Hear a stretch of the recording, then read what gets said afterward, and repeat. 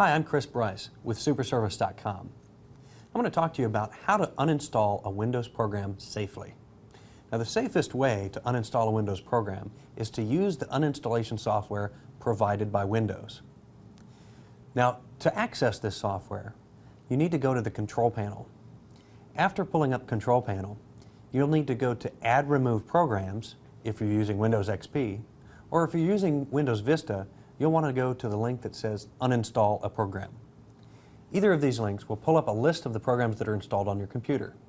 On Windows XP, if you select the item in the list, just to the right of the item will be a button that says Remove. You'll click that item and the Remove button next to it. In Windows Vista, you'll select the item, and then at the top of the dialog box will be a button that says Uninstall. You'll click that button and it'll take you through the uninstallation process.